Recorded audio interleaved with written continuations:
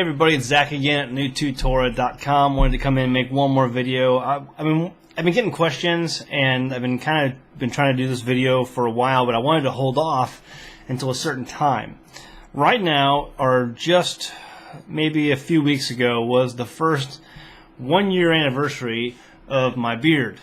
I've had my beard for just about a year now, a little over a year now, and I want to make a video about it. I get questions about it, I get comments, and most of the comments are positive. In fact, the only negative comment I think I've ever gotten about my beard is from my sister, and maybe my mom and dad gave me a little bit of trouble. They have no idea.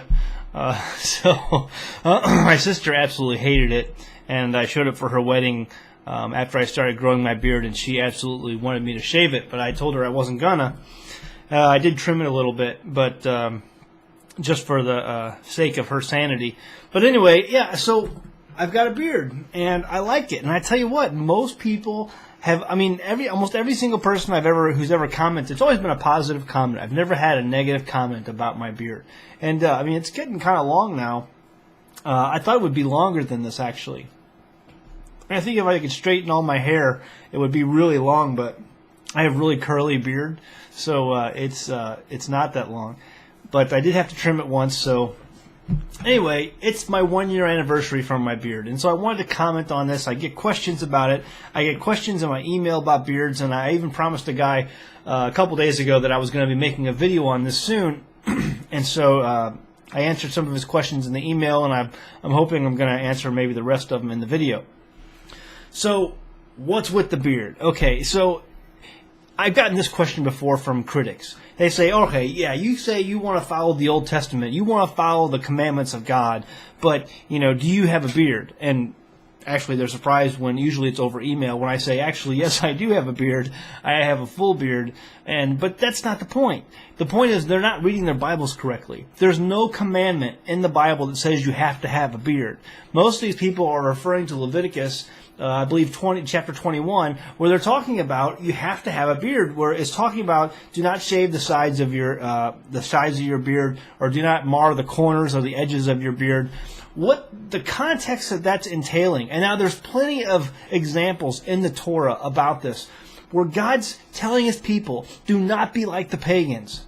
Do not be like those adulterous people who worship things of wood and of stone. Do not be like those people. Be different. Be set apart. Be my people.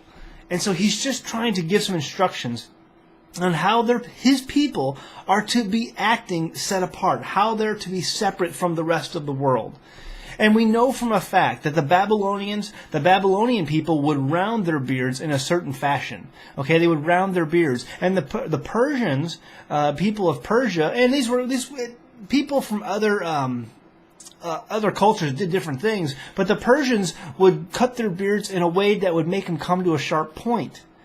And other people would do to their hair and braid their beards. People from different pagan cultures had different ways of doing things, and God says, don't be like those people. Be set apart. Be different. If you're going to have a beard, don't cut your beard.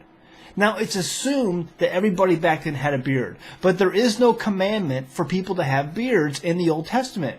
Now, I say that, and you look at Leviticus 21, and it makes it kind of clear that there is a commandment to have a beard, but when you read that in context, that's only for the priest, the sons of Aaron, the Levitical priesthood. Okay? Now, those people probably should have a beard. If you're a Levitical priest, and I don't know any, but then you should probably have a beard, because it seems like it's saying that from the Torah commandment.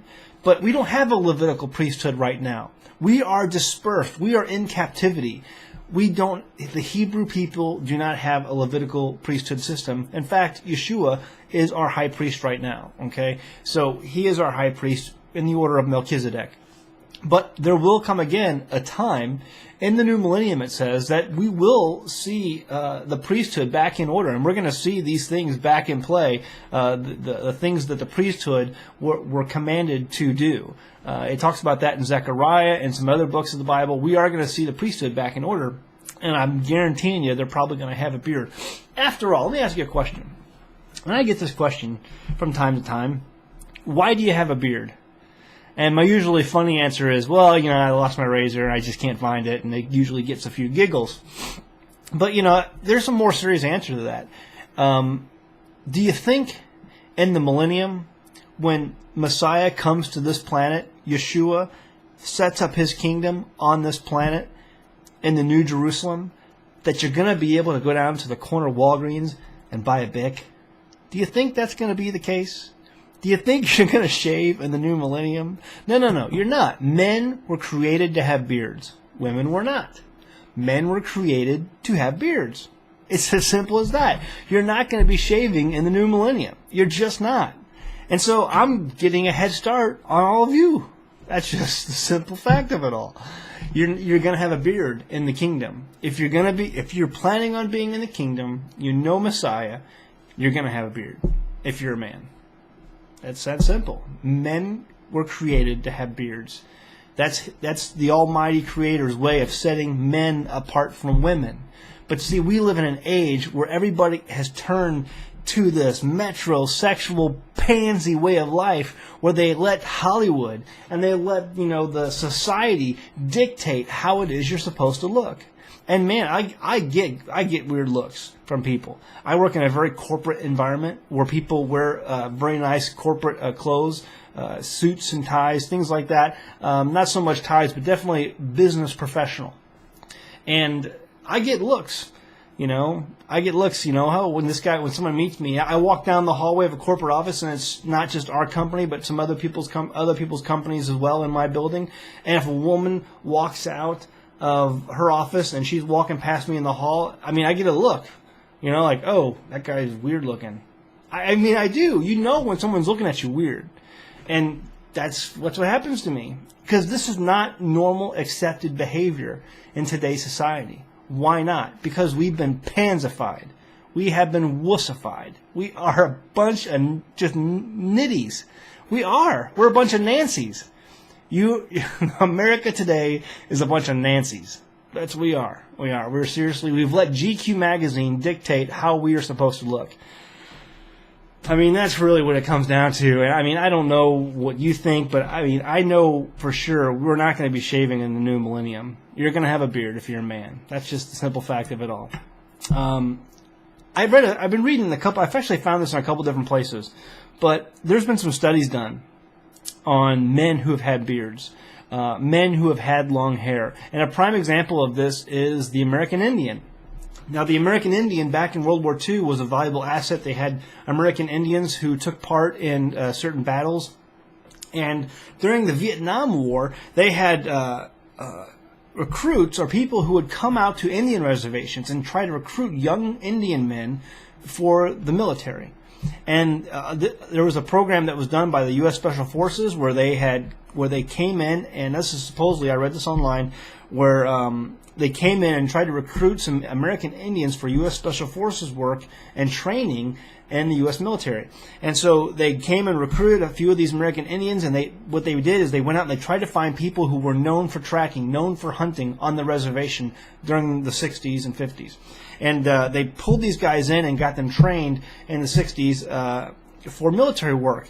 The problem was these people who were known on the reservation for their outstanding tracking abilities, for their outstanding hunting abilities, for things like that, counter-tracking abilities, when they cut their hair, when they gave them the military haircut, they lost these abilities. It was gone.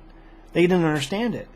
And then they thought, maybe we should, not cut their hair. And so they recruited further additional American Indians and did not cut their hair. And they compared the two groups. And the people with the hair, one of the tests was something like, we'll put this man asleep in the woods, he'll go to sleep, and then we'll have someone sneak up on him. And they said that the man who was being snuck up on would wake up and he would pass the test because he would evade. He knew danger. He could sense danger was coming. And the only thing they could figure being the cause was because of the hair. The guy still had long hair. They didn't cut his hair. It was like an outsource of his sensing that the hair was doing. And I don't know. It's just interesting to think about. When you read about stories like that, did the hair play a part? Does hair play a part? Obviously, our Creator, the Creator of the universe, who can put everything into motion like He did, He figures out, you know what? I'm going to give man hair on their face. Maybe there's a reason for that. And I cut my hair. Like I said, I work in a corporate environment, and so I keep my hair kind of tidy. But I try not to get it too close. I trim my head here, but I don't really shave the borders of my beard. I don't shave my head, to the skin. There were a lot of pagan cultures that would shave their heads, especially the Egyptians were one of them. God's saying, don't be like those people. Don't be like them. Be set apart. And I think if you decide to go ahead and have a beard, you're going to be benefited by that. I like my beard. It's not a pride thing, but it's definitely. I never thought I'd have a beard, man. I never did. And my wife was kind of like, "What are you doing?" But she likes it. She likes my beard. It took a while. For men who are thinking about having a beard,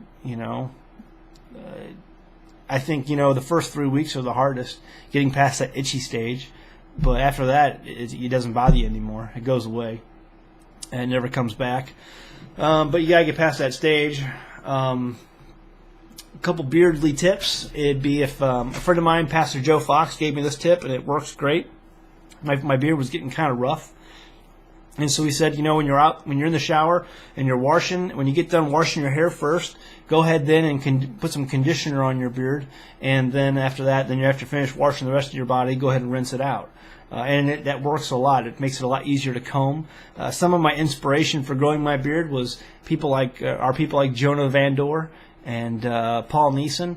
I'd love to know if I ever get a chance to talk to Paul. I'm sure I'll see him at one of these conferences one day. I'd like to ask him, what does he do for his beard care? Because he is definitely an inspiration to me. I like his beard. Maybe one day I'll get to be as long as he is.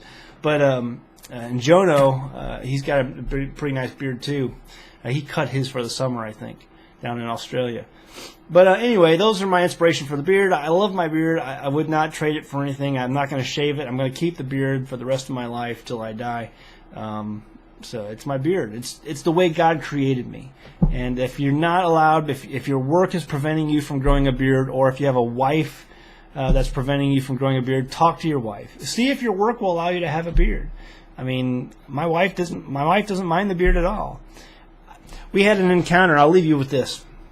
I had an encounter when I was about the first 2 or 3 months when I started growing my beard, and my face grows pretty fast. And I had a friend of mine. We went over to a Bible study, and a friend of mine came up and said, "So why did you decide to grow a beard again? Why are you growing a beard?" And there was another friend whose name was Brandon, and maybe he'll see this video. But this guy, my wife is standing next to me, and my friend comes up and says, "Why did you grow a beard?" And my friend Brandon is over here, and Brandon says, "Because he's a man." He just blurted that out, and me and my wife both laughed, and we just thought that was hilarious. And so that's kind of my answer anytime someone asks me, why did you grow a beard? And it's because I'm a man. God created man to have beard. Simple as that. So, all right, that's it. Enough. If you have more questions about the beard, post it below the article, or post it below the video. Tell your friends, subscribe to my video. Most importantly, go home, read your Bible. Thanks.